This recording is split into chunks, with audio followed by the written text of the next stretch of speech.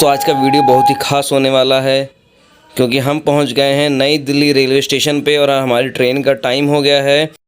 हमारी ट्रेन है 12:445 उत्तर संपर्क क्रांति, जो नई दिल्ली से श्री माता वैष्णो देवी कटरा जाएगी। दोस्तों, हम नई दिल्ली रेलवे स्टेशन के प्लेटफॉर्म नंबर 16 पर आ गए हैं।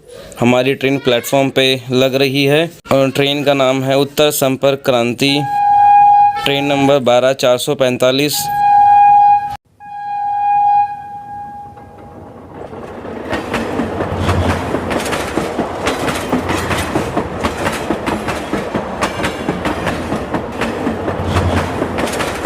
दोस्तों, हमारी ये ट्रेन नई दिल्ली से 9:53 पे चलेगी, जो कि पानीपत, अंबाला, लुधियाना, जालंधर, पठानकोट, कठुआ, जम्मू, रामनगर, उधमपुर होते हुए श्री माता वैष्णो देवी कटरा सुबह 8 बजे पहुंचा देगी। हमारी ये यात्रा लगभग 11 घंटे की होगी।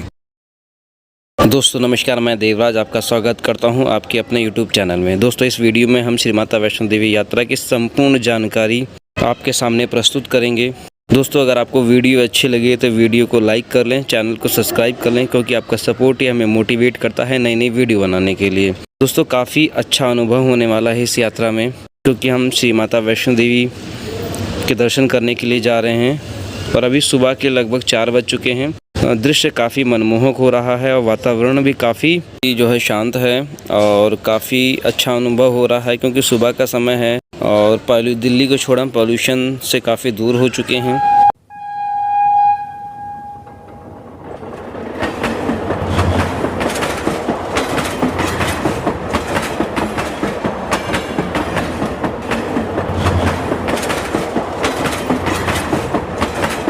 दोस्तों, अभी कटरा स्टेशन आने में काफ़ी समय बाकी है, तो हम एक बार डिस्कस कर लेते हैं कि हमें इस यात्रा के दौरान बैग की पैकिंग कैसे करनी चाहिए। दोस्तों, हमें बैग छोटा से छोटा बनाना चाहिए, क्योंकि यात्रा के दौरान जितना हल्का बैग होगा तो हमें यात्रा करने में काफ़ी आसानी होगी। हमें 2 जोड़ी कपड़े कम से कम रख लेने चाहिए और एक हल्का सा कोई जैकेट टाइप का हल्की कोई जैकेट रख लें, क्योंकि अभी जून का मंथ है। जून में भवन पर सर्दी होती है, लेकिन इतनी ज़्यादा नहीं होती। फिर भी एक सर्दी, नाइट स्टे अगर करना है, रात में अगर हमें रुकना पड़ जाए, सर्दी का एक कपड़ा होना बहुत ज़रूरी है। तो हल्की कोई जैकेट रख लेना चाहिए हमें, जो कि सर्दी से बचाएगा। उसके बाद दोस्तों, बैग हमारा काफ़ी हल्के से हल्का होना चाहिए, ताकि यात्रा में हमें परेशानी बिल्कुल भी ना हो, क्योंकि अगर बैग भारी होगा तो हमें यात्रा करने में काफ़ी समस्याओं का सामना करना पड़ सकता है। उसके बाद दोस्तों, अगर आपके पास पावर बैंक है तो पावर बैंक ज़रूर रख लें, क्योंकि हम ट्रेन से उतरने के बाद हमें चार्जिंग की थोड़ा फ़ोन में दिक्कत हो सकती है, तो पावर बैंक रखना चाहे तो आप रख सकते हैं। उसके बाद अगर थोड़ा बहुत खाने पीने का सामान रखना चाहे तो रख लें, नहीं तो पूरे रास्ते भर में खाने पीने के सामान की कोई समस्या नहीं है। सारे स्टॉल्स वगैरह, फूड स्टॉल्स वगैरह लगे होते हैं, तो इसमें हमें कोई परेशानी नहीं होगी। दोस्तों, इस समय हम जम्मू रेलवे स्टेशन क्रॉस कर रहे हैं। दोस्तों, एक बात और बताना चाहूँगा, जैसे ही हम जम्मू रीजन में एंटर करते हैं तो जितने भी ऑल इंडिया के प्रीपेड कनेक्शंस होते हैं वो सारे बंद हो जाते हैं, क्योंकि जम्मू रीजन में क्रॉस करने के बाद सिर्फ पोस्टपेड कनेक्शन ही चालू रहते हैं, बाकी प्रीपेड जो कनेक्शन होते हैं वो बंद हो जाते हैं। दोस्तों, इसलिए जम्मू रीजन या जम्मू से आगे की यात्रा करने के लिए हमारे पास पोस्टपेड कनेक्शन होना बहुत ज़रूरी है। अगर आपके पास पोस्टपेड कनेक्शन नहीं है तो जैसे जम्मू रेलवे स्टेशन पे पहुंच करके, या जैसे हमारी यात्रा कटरा तक है तो हम कटरा रेलवे स्टेशन से उतर करके एक प्रीपेड कनेक्शन हमें परचेज करना होगा, जो कि लगभग 300 रुपये में हमें मिल जाएगा। नया सिम कार्ड लेने में सिर्फ हमारे पास हमारा आधार कार्ड होना चाहिए और हमें एक प्रीपेड कनेक्शन बड़ी आसानी से उपलब्ध हो जाएगा।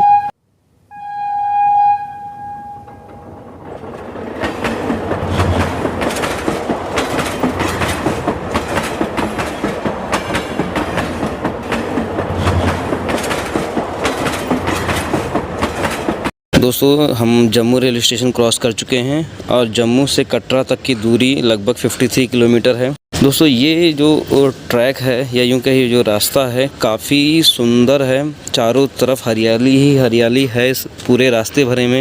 हमें पूरे रास्ते में सुरंगें मिलेंगी बड़ी बड़ी, उसके बाद बड़े बड़े ऊंचे ऊंचे पहाड़ देखने को मिलेंगे, नदियाँ हैं, झरने हैं, नाले हैं। मतलब ऐसा जम्मू क्रॉस करने के बाद ऐसा अंदर से प्रतीत होता है कि हम किसी स्वर्ग में पहुंच गए हैं। दोस्तों, इस समय सुबह के 7 बज चुके हैं और हम रामनगर रेलवे स्टेशन क्रॉस कर रहे हैं। 1 घंटे बाद जो श्री माता वैष्णो देवी कटरा रेलवे स्टेशन आ जाएगा। तो दोस्तों, हम कुछ ही देर में श्री वैष्णो देवी कटरा रेलवे स्टेशन पर पहुंचने वाले हैं। दोस्तों कटरा रेलवे स्टेशन भारत का सबसे ऊंचा रेलवे स्टेशन है। यहाँ का दृश्य काफ़ी मनोरम है। दोस्तों श्री माता वैष्णो देवी कटरा रेलवे स्टेशन अपनी अत्याधुनिक सुविधाओं, स्वच्छता और विहंगम दृश्य के लिए विख्यात है। ये देखो, ये हमारे पंकज महाशय हैं, ये हमारी मौसी हैं, ये एक और मौसी हैं। दोस्तों कटरा रेलवे स्टेशन पर उतरने के बाद सबसे पहले आप जो करें वो क्या करें, यात्रा पर्ची ले लें, क्योंकि श्री माता वैष्णो देवी की यात्रा करने के लिए यात्रा पर्ची अनिवार्य है और ये बिल्कुल निःशुल्क प्राप्त हो जाती है। अगर हम रेलवे स्टेशन पर ले लेंगे तो हमें ज़्यादा इधर उधर नहीं जाना पड़ेगा, क्योंकि यात्रा पर्ची 2 ही जगहों पर मिलती है, या तो कटरा रेलवे स्टेशन पर और नहीं तो कटरा बस स्टैंड के पास। तो हम अभी यहीं पर हैं, तो सबसे पहले हम क्या करते हैं, यात्रा पर्ची ले लेते हैं। कटरा रेलवे स्टेशन से मात्र 500 मीटर की दूरी पर कटरा बस स्टैंड भी है और करीब 1 किलोमीटर की दूरी पर हेलीपैड भी है। कुछ लोग जो अगर हेलीकॉप्टर से यात्रा करना चाहते हैं तो हेलीकॉप्टर की ऑनलाइन बुकिंग करवा सकते हैं। दोस्तों रेलवे स्टेशन से बाहर आएंगे, रेलवे स्टेशन से त्रिकुट पर्वत का दृश्य अति मनमोहक दिखाई पड़ता है। सब यहाँ से आप होटल भी ले सकते हैं। होटल यहाँ पे काफ़ी सस्ते में उपलब्ध हो जाते हैं, 500 रुपये, 1000 रुपये, 2000, जैसा आप चाहें उस रेट में यहाँ पे होटल अवेलेबल हैं। तो काफ़ी सस्ते होटल हैं। जो आप यहाँ रेलवे स्टेशन से बस स्टैंड की तरफ जाएंगे तो आपको बहुत सारे होटल्स मिल जाएंगे, आप अपनी सुविधा अनुसार होटल ले सकते हैं। दोस्तों आप चाहें तो होटल की ऑनलाइन बुकिंग भी करा सकते हैं और यहाँ पर आकर के खुद ही सर्च करके आप होटल ले सकते हैं। होटल में यहाँ बार्गेनिंग भी होती है, आप अपने हिसाब से रेट तय कर लें। हमने जो होटल लिया था दोस्तों वो हमें पड़ा था 1200 रुपये। हमने 2 रूम लिया था, नॉन AC था। होटल में थोड़ा आराम करने के बाद इस टाइम पे हम यात्रा के लिए निकल चुके हैं। होटल की गाड़ी ही हमें जहाँ से यात्रा शुरू होती है वहाँ पे हमें छोड़ के आएगी और फिर वहीं से हमें पिकअप करेगी और रेलवे स्टेशन छोड़ेगी। तो दोस्तों हमारी यात्रा शुरू हो चुकी है। यहाँ से करीब 500 मीटर की दूरी पर पहला चेक पॉइंट पड़ता है, जिसे बाणगंगा चेक पॉइंट कहते हैं। दोस्तों हम यात्रा के लिए निकल चुके हैं। ये हमारी पूरी फैमिली है जिनके साथ हम आज वैष्णो देवी की यात्रा के लिए आए हैं। तो काफ़ी अच्छा अनुभव होने वाला है यात्रा का। ये सूरज है, ये पंकज है। दोस्तों यहाँ से 500 मीटर की दूरी पर पहला checkpoint Banganga checkpoint के नाम से है वो पड़ता है। वहीं पे हमारी यात्रा पर्ची की चेकिंग होगी। जिसके पास यात्रा पर्ची नहीं होगी उसे आगे यात्रा करने नहीं दिया जाएगा। तो सभी यात्री ध्यान से यात्रा पर्ची ज़रूर ले लें। देखिए दोस्तों यहाँ से कितना सुंदर दृश्य दिख रहा है त्रिकुट पर्वत का।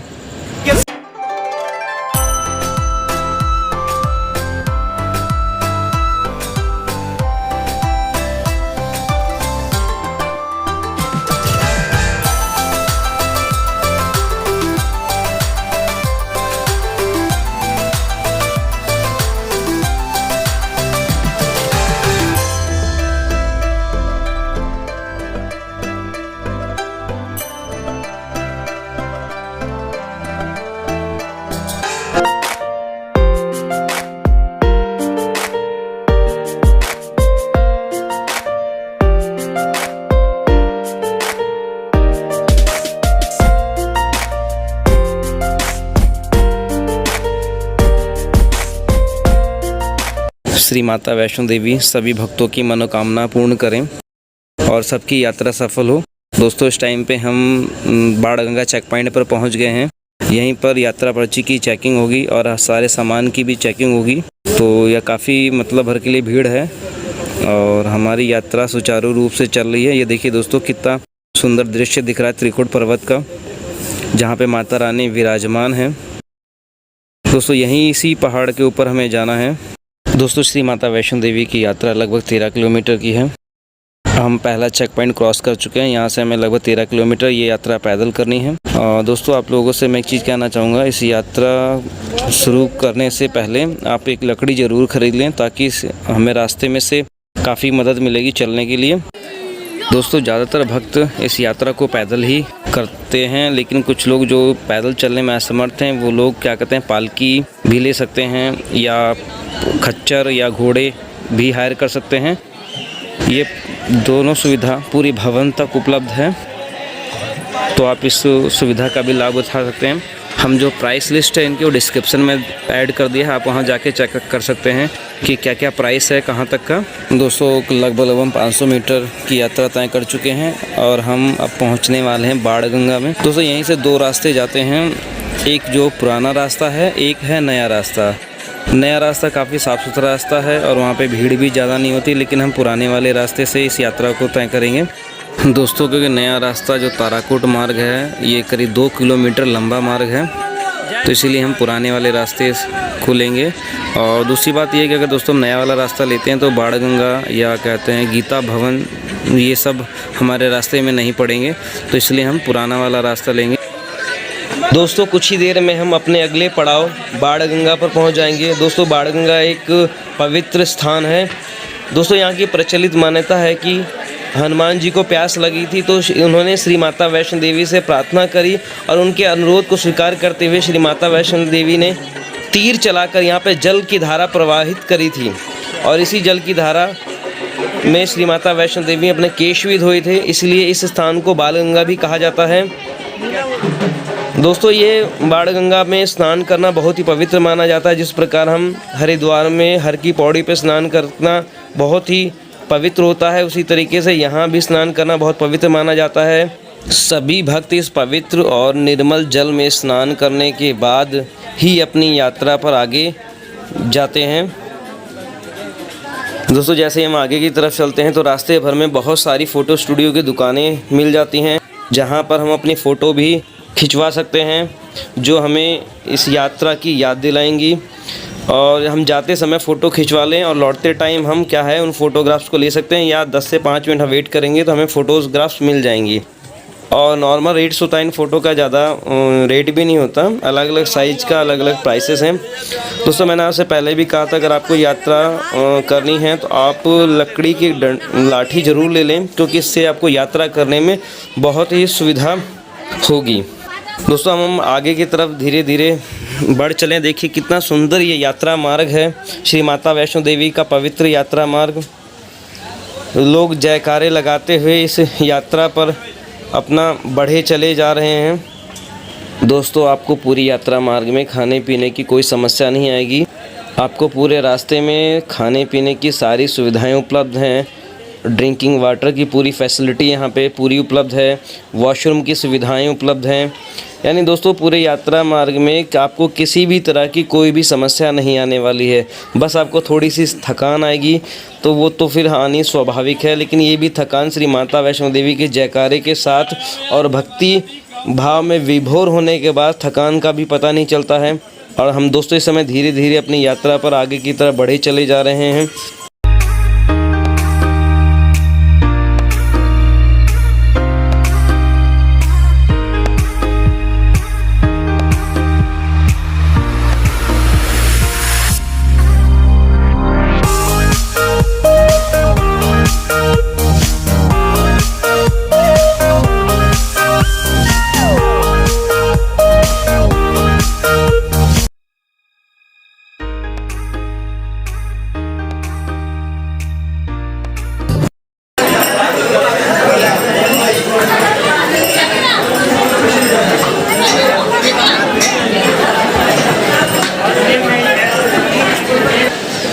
दोस्तों ये हमारा यात्रा ट्रैक। दोस्तों इस श्री माता वैष्णो देवी का यात्रा मार्ग की लाइव तस्वीरें हैं। हम दोस्तों धीरे धीरे करके अपने श्री माता रानी के भवन के लिए धीरे धीरे करके आगे बढ़ रहे हैं। और दोस्तों इस समय जून का मंथ चला है तो अभी गर्मी है, पूरे ट्रैक भर में रास्ते में गर्मी काफ़ी पड़ रही है।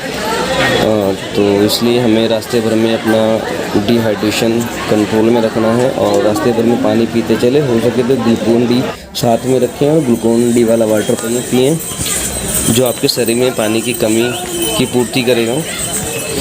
दोस्तों हमारा अगला पड़ाव जो है वो श्री माता वैष्णो देवी के चरण पादुका है। उसके बाद हम अर्धकुमारी की तरफ आगे बढ़ेंगे। देखिए दोस्तों पूरा ट्रैक श्री माता वैष्णो देवी का लाइव ट्रैक हम आपको दिखा रहे हैं। यात्रा सुचारू रूप से चल रही है, सभी भक्त भक्ति में विभोर हैं। और वो देखिए दोस्तों सामने से त्रिकुट पर्वत का नज़ारा है, कितना सुंदर।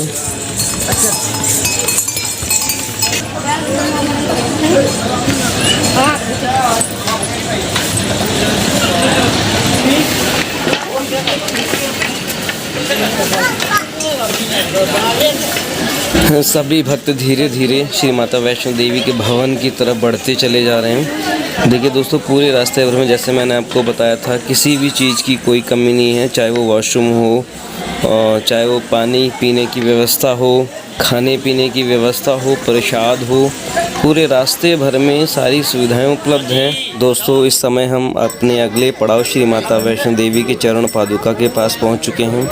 यहां हम दर्शन करने के बाद फिर हम थोड़ा आराम करेंगे, उसके बाद फिर हम अपनी यात्रा को आगे की ओर सुचारू रूप से संचालित करेंगे। दोस्तों, पूरे रास्ते में जैसे मैंने आपको बताया, किसी भी तरह की कोई समस्या नहीं है। पूरे रास्ते में स्टॉल्स लगे हुए हैं, आप आराम करते रहें, पानी पीते रहें, उसके बाद अपनी यात्रा पर धीरे धीरे बढ़ते रहें।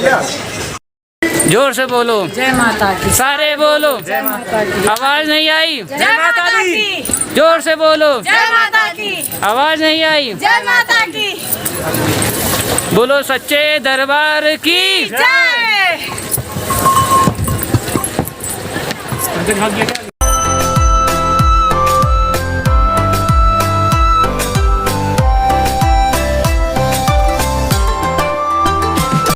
दोस्तों, ये देखिए कितना मनोरम और सुंदर दृश्य नज़र आ रहा है। दोस्तों देखिए, वो कटरा शहर है और हम कितनी ऊंचाई पर आ गए हैं इस समय। तो दोस्तों, धीरे धीरे करके हमारी यात्रा आगे की तरफ बढ़ रही है। हम कुछ ही देर में अर्धकुंवारी पहुंच जाएंगे। वो देखिए दोस्तों, कटरा शहर कितने नीचे दिख रहा है। हम यहां से होते हुए ऊपर की तरफ आ गए हैं धीरे धीरे करके। तो दोस्तों, क्या है इसमें सबसे मेन बात, आप धीरे धीरे अपनी यात्रा चलते रहें, आप कुछ खाते पीते रहें, तो आपको थकान भी नहीं आएगी और जो क्या कहते हैं, आपकी यात्रा धीरे धीरे अग्रसर रहेगी। देखिए दोस्तों, वो देखिए कटरा शहर और हम कितने ऊंचाई पर इस समय आ गए हैं। दोस्तों नमस्कार, हम लोग माता वैष्णो देवी के दर्शन के लिए आए हैं और ये माता वैष्णो देवी का ट्रैक है।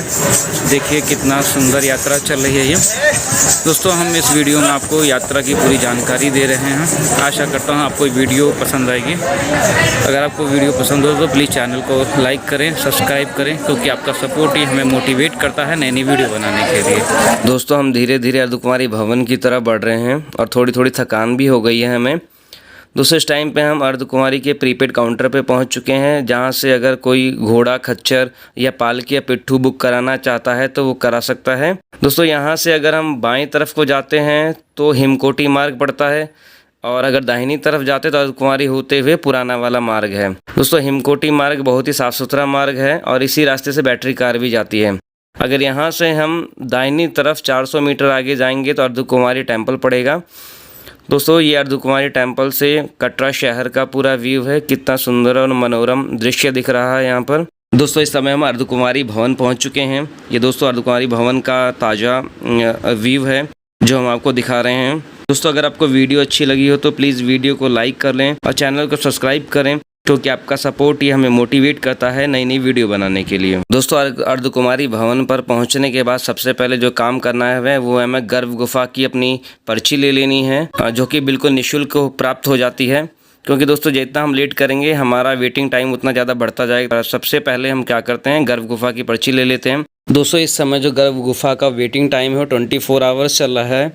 तो हमने वेटिंग पर्ची ले ली है। हमारा जो लगभग वेटिंग टाइम दिखा रहा है वो 24 घंटे का दिखा रहा है। यानी कल अगर हम इस टाइम पे भवन के लिए निकल जाते हैं तो कल जब वापसी में लौटेंगे तो हमें गर्भ गुफा में दर्शन का मौका जरूर मिल जाएगा। दोस्तों, अर्धकुंवारी में नाइट स्टे की भी सुविधा उपलब्ध है। अगर आप अर्धकुंवारी में नाइट स्टे करना चाहते हैं तो श्री माता वैष्णो देवी श्राइन बोर्ड की ऑनलाइन वेबसाइट या फिर कटरा बस स्टैंड के साथ निहारिका भवन से आप अपनी अर्धकुंवारी में नाइट स्टे के लिए रूम बुक कर सकते हैं। यहाँ पे डॉर्मेट्रीज 120 रुपीज़ पर बेड अवेलेबल है और 2 बेड का जो रूम है वो 700 रुपीज़ में अवेलेबल है। इसकी आप बुकिंग ऑनलाइन भी करा सकते हैं और कटरा में निहारिका भवन में जो है वहाँ से भी इंक्वायरी करके आप अगर रूम खाली है तो आप बुक करा सकते हैं। दोस्तों, कोशिश करें आप ऑनलाइन ही बुक करा लें, क्योंकि बहुत ही कम चांसेस होते हैं कि बाद में आपको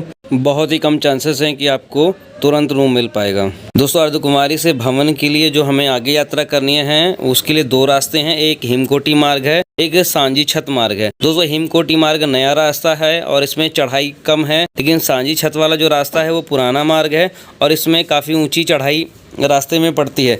अगर दोस्तों आपको नए मार्ग से जाना है तो ये देखिए दोस्तों, इस रास्ते से हमें जाना होगा आगे की तरफ। जो हमारी यात्रा नए मार्ग से होती है तो हमें इस रास्ते से जाना होगा। और ये रास्ता काफ़ी दोस्तों साफ़ सुथरा रास्ता है, यहाँ पे घोड़े वगैरह नहीं होते हैं। जैसे दोस्तों हम अर्धकुमारी से थोड़ा नीचे की तरफ आएंगे तो देखिए दोस्तों कितना साफ़ सुथरा मार्ग है ये। और यहीं पे दोस्तों बैटरी कार की बुकिंग काउंटर भी है, जहाँ से आप बैटरी कार बुक करा सकते हैं। दोस्तों बैटरी कार का जो चार्ज है वो 354 रुपये है। और यहाँ पे करंट बुकिंग भी होती है, लेकिन अगर आप बैटरी कार की सुविधा का लाभ उठाना चाहते हैं तो दोस्तों ऑनलाइन ही बुकिंग करा लें। श्री वैष्णो देवी माता श्राइन बोर्ड की वेबसाइट पर जाके इसकी ऑनलाइन बुकिंग भी होती है। दोस्तों बैटरी कार का जो टिकट है पर पर्सन 354 रुपये है। दोस्तों आप आगे की तरफ जाएंगे, देखिए दो रास्ते आपको दिखेंगे। एक रास्ता जो है वो ताराकोट मार्ग है जो कटरा की तरफ जाता है, और दूसरा रास्ता जो है वो भवन की तरफ जाता है। यहाँ से दोस्तों भवन 5 किलोमीटर की दूरी पर है, लेकिन हम दोस्तों ये यात्रा पुराने वाले मार्ग से करने जा रहे हैं, इसलिए हम वापस आपको ले चलते हैं पुराने मार्ग पे। दोस्तों इस समय हम पुराने वाले मार्ग पे आ गए हैं। दोस्तों मेरी मौसी जी और छोटी सिस्टर को चलने में परेशानी हो रही थी, इसलिए हमने उनके लिए घोड़ा बुक कर लिया है और ये लोग बड़े आराम से इस पे बैठ करके जा रहे हैं। दोस्तों हमने 2 घोड़े बुक किए हैं जो कि हमें 2400 रुपये में बुक हुए हैं। तो इस तरह ये हमसे पहले भवन पर पहुंच जाएंगे आसानी से, ताकि इनको ज़्यादा परेशानी भी ना हो और आसानी से भवन में पहुंच जाएं।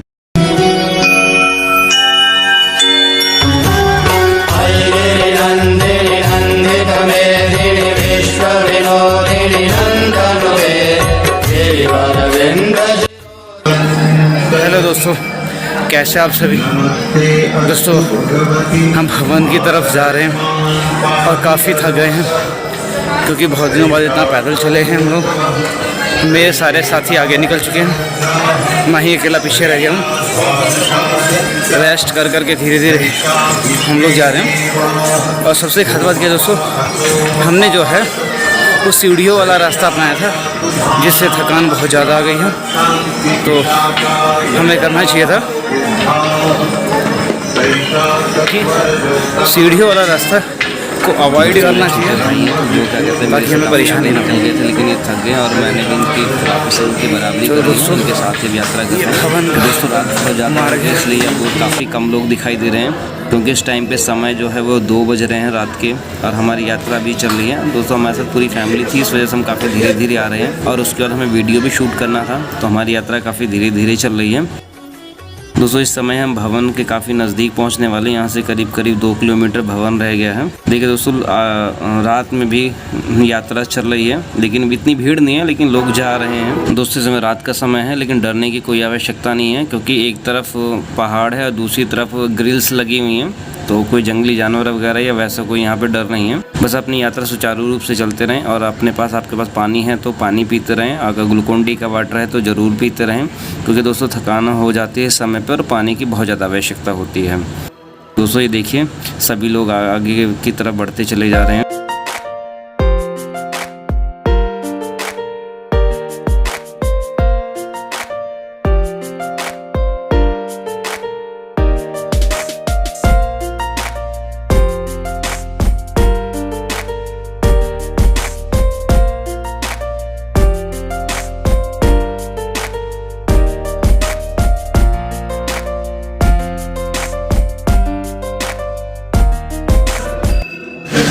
दोस्तों आप भवन का यात्रा मार्ग लाइव देख रहे हैं। दोस्तों देखिए कितना सुंदर यात्रा मार्ग है ये।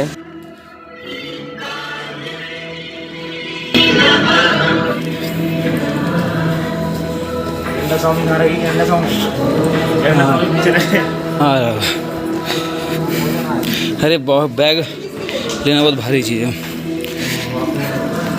दोस्तों इस समय रात के करीब 3 बज चुके हैं और ये हम आपको भवन की फ़ोटो दिखा रहे हैं। रात के समय श्री माता वैष्णो देवी का भवन कैसा जगमगा रहा है।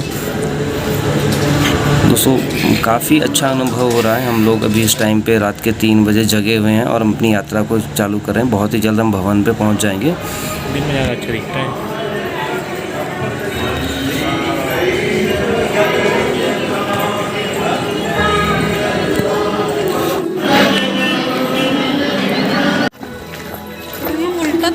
नहीं उल्टा नहीं, सीधा जा रहे हैं हम। एक्चुअली जो हमें कटरा से पहाड़ दिखता है ना, उसके बैक साइड में आगे हम नीचे की तरफ जा रहे हैं। जोर से बोलो जय माता की। सारे बोलो, आवाज नहीं आई। जय माता की। जोर से बोलो। जय माता की। आवाज नहीं आई। जय माता की बोलो सच्चे दरबार की। जय।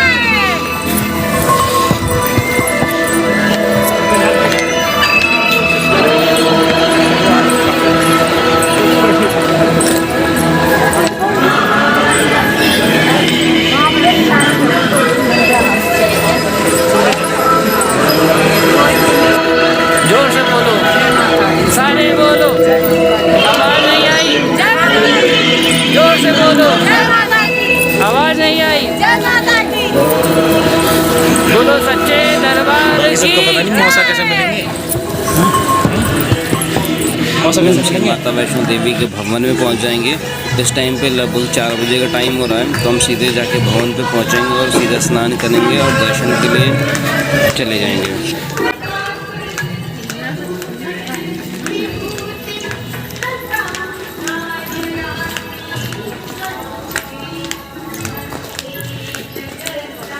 दोस्तों हम श्री माता वैष्णो देवी के भवन पे करीब सुबह 5 बजे ही पहुंच गए थे। पहुंचने के बाद हमने 10-15 मिनट आराम किया। उसके बाद स्नान करने के बाद माता के दर्शन किए, क्योंकि थोड़ी देर बाद ही दर्शन बंद हो जाते हैं। फिर उसके बाद 8 बजे दर्शन दोबारा से स्टार्ट होता है। इससे पहले ही हमने सुबह सुबह ही दर्शन कर लिया है। दोस्तों यहाँ पे सारी सुविधाएं उपलब्ध हैं। सबसे पहले यहाँ पे लॉकर सुविधाएं उपलब्ध है, आप अपना सामान लॉकर में जमा कर सकते हैं। वॉशरूम काफ़ी साफ़ सुथरे अवेलेबल हैं। यहाँ पे नहाने की सुविधा है। दोस्तों अगर आप भवन पर नाइट स्टे करना चाहते हो, श्री माता वैष्णो देवी श्राइन बोर्ड की वेबसाइट से आप डोरमेट्री या डबल बेड का रूम बुक कर सकते हैं, या कटरा में निहारिका भवन है, आप वहाँ से आप बुक कर नाइट स्टे के लिए आप बुक कर सकते हैं। दोस्तों श्राइन बोर्ड ने यहाँ पे नाइट स्टे के लिए बड़े बड़े हॉल भी बनाए हुए हैं, आप चाहे तो वहाँ भी स्टे कर सकते हैं। और साथ में दोस्तों यहाँ पे कंबल की भी सुविधा उपलब्ध है। आप 100 रुपये डिपॉजिट करके कंबल भी ले सकते हैं। प्रति कंबल आपको 100 रुपये डिपॉजिट करना होगा, और ये जब आप उसको रिटर्न करेंगे तो आपका 100 रुपये वापस हो जाएगा। दोस्तों श्राइन बोर्ड का अपना प्रसाद का काउंटर भी है, आप चाहे तो श्राइन बोर्ड के काउंटर से प्रसाद ले सकते हैं। यहाँ पे प्राइवेट शॉप भी हैं, आप वहाँ से भी प्रसाद ले सकते हैं। दोस्तों यहाँ खाने पीने के लिए भी श्राइन बोर्ड ने कई सारे भोजनालय बनाए हुए हैं। आप श्राइन बोर्ड के भोजनालय में भोजन कर सकते हैं, या और भी कई शॉप्स हैं, आप वहाँ भी भोजन कर सकते हैं। दोस्तों यहाँ पर श्री माता वैष्णो देवी पिंडी रूप में विराजमान है। दोस्तों जब भी आप श्री माता वैष्णो देवी के दर्शन के लिए गुफा में जाएं तो जोर जोर के जयकारे ना लगाएं, बल्कि श्री माता वैष्णो देवी का स्मरण अपने मन मन में ही करें और शांति बनाए रखें। दोस्तों माता रानी के दर्शन के बाद भैरव बाबा के दर्शन करना बहुत ज़रूरी है, क्योंकि माता ने भैरव बाबा को आशीर्वाद दिया था कि जो भी भक्त माता के दर्शन करने आएगा और अगर भैरव बाबा के दर्शन नहीं करेगा तो उसकी यात्रा पूर्ण नहीं मानी जाएगी। इसलिए भैरव बाबा के दर्शन करने बहुत ज़रूरी हैं। श्री माता वैष्णो देवी सभी भक्तों की मनोकामना पूर्ण करें। दोस्तों हम आपको लाइव दर्शन करा रहे हैं माता के भवन का। देखिए दोस्तों कितना सुंदर भवन है श्री माता वैष्णो देवी का।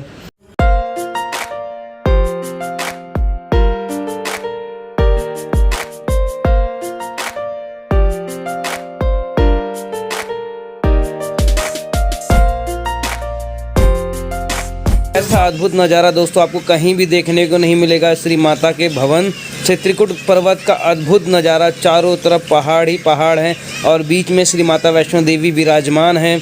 देखिए दोस्तों कितना सुंदर नज़ारा दिख रहा है, ऊंचे ऊंचे पहाड़ हैं, चारों तरफ हरियाली हरियाली है। और दोस्तों ख़ास बात यह है कि जो उत्तर के शहर हैं वहाँ पे बहुत गर्मी है, लेकिन यहाँ पे ठंड का माहौल बना हुआ है। इसीलिए दोस्तों मैंने आपको वीडियो के स्टार्टिंग में बताया था अपने साथ एक सर्दी का कपड़ा ज़रूर लेकर आएँ। रात में काफ़ी ठंड थी यहाँ पे, लेकिन दिन में अभी धूप खिली हुई है तो मौसम सामान्य है। देखिए दोस्तों कितना सुंदर नज़ारा नज़र आ रहा है यहाँ पे भवन से त्रिकुट पर्वत का। बहुत ही सुंदर नज़ारा आपको देखने को मिला। यहाँ पे ऊंचे ऊंचे पहाड़ हैं चारों तरफ। दोस्तों श्री माता वैष्णो देवी के दर्शन के बाद अब हम भैरव बाबा के दर्शन के लिए जाएंगे। दोस्तों भवन से भैरव बाबा का टेंपल जो है वो करीब 2 किलोमीटर की दूरी पर है। या तो हम पैदल जा सकते हैं या रोपवे का भी इस्तेमाल कर सकते हैं। दोस्तों हम पैदल इस बार नहीं जा रहे हैं, क्योंकि हमारे साथ कुछ बुजुर्ग लोग भी थे, तो इस वजह से उनको भी साथ ले जाना था, तो हमने रोपवे का इस्तेमाल किया है। दोस्तों रोपवे में अप एंड डाउन का जो फेयर है वो 100 रुपीज़ है। 100 रुपये में दोस्तों बड़े आराम से हम भैरव बाबा के दर्शन करके वापस आ जाएंगे और नए वाले रास्ते से हम वापस अर्धकुमारी की तरफ जाएंगे। तो दोस्तों रोपवे में काफ़ी भीड़ है इस टाइम पर, लेकिन हमें 1 से 1.5 घंटे का वेट करना पड़ेगा। तो हम वेट करेंगे, क्योंकि पूरी फैमिली को भैरव बाबा के दर्शन के लिए लेके जाना है। दोस्तों रोपवे में एक बार में 40 लोगों को ले जाया जाता है और लगभग 2 मिनट में हम भैरव बाबा के टेंपल पे पहुंच जाएंगे। लेकिन दोस्तों वेटिंग टाइम ज़्यादा है तो हमें 1 से 1.5 घंटे वेट करना पड़ेगा।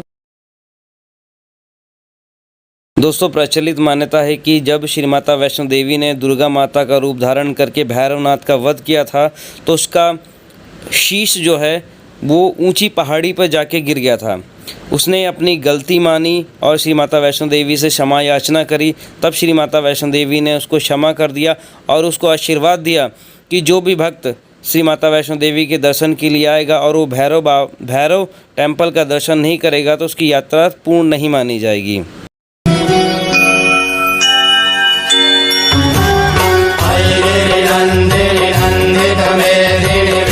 दोस्तों आखिरकार हम 1.5 घंटे वेटिंग के बाद हमारा नंबर आ गया और अब हम रोपवे के अंदर आ गए हैं और हम भैरव बाबा की तरफ के लिए बढ़ चले हैं। देखिए दोस्तों ये त्रिकुटा पर्वत का रोपवे से कितना सुंदर दृश्य दिख रहा है। ये देखिए दोस्तों जो पैदल जाते हैं भैरव बाबा के दर्शन के लिए उनका रास्ता ये है और हम सीधे ही बहुत ही जल्द सिर्फ 2 मिनट के अंदर अंदर भैरव घाटी पर पहुंच जाएंगे।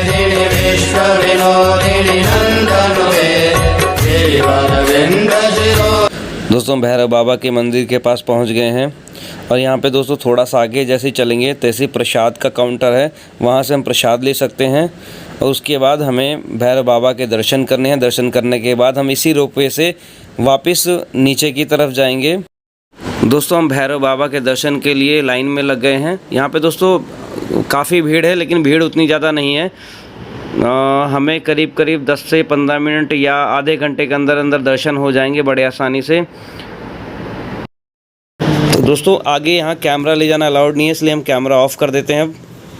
दोस्तों ये देखिए कितना सुंदर नज़ारा दिख रहा है भैरव घाटी रोपवे से श्री माता वैष्णो देवी के भवन का। दोस्तों यहाँ से हम फिर वापस भवन के पास पहुँच जाएंगे और जो है हिमकोटी मार्ग से हम अर्धकुमारी के लिए प्रस्थान करेंगे। दोस्तों हमारे दर्शन बहुत ही अच्छे हुए। दोस्तों आप लोगों से मैं एक रिक्वेस्ट करना चाहूँगा कि अगर आपको वीडियो अच्छी लगी हो तो प्लीज़ वीडियो को लाइक करें, चैनल को सब्सक्राइब कर लें क्योंकि आपका सपोर्ट ही हमें मोटिवेट करता है नई नई वीडियो बनाने के लिए। दोस्तों श्री माता वैष्णो देवी सभी भक्तों की मनोकामना पूर्ण करें।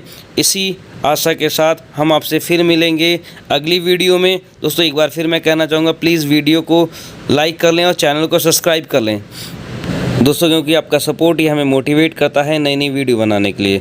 श्री माता वैष्णो देवी सभी भक्तों की मनोकामना पूर्ण करें। जय माता दी।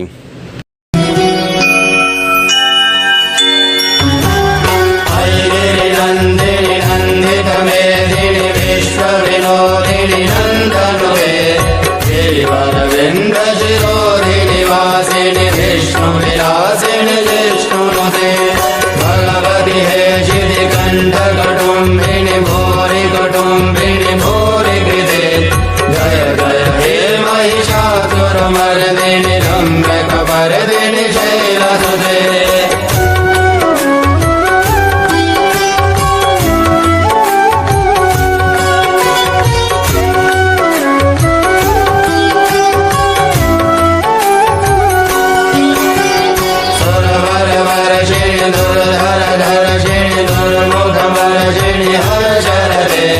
त्रिभुवन भोजिनि शंकर दोषिणि किल्बिषमोजिनि भोजरते धनुधनि रोषिणि दितिसुत रोषिणि दुर्मद शोषिणि सिन्धुसुते जय जय हे महिषासुरमर्दिनि रम्यकपर्दिनि शैलसुते।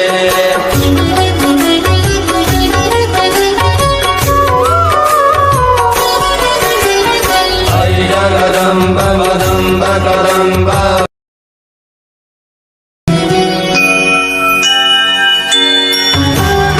ऐगिरि नन्दिनि नन्दित मेदिनि विश्वविनोदिनि नन्दनुते गिरिवरविन्द शिरोधिनि वासिनि विष्णुविलासिनि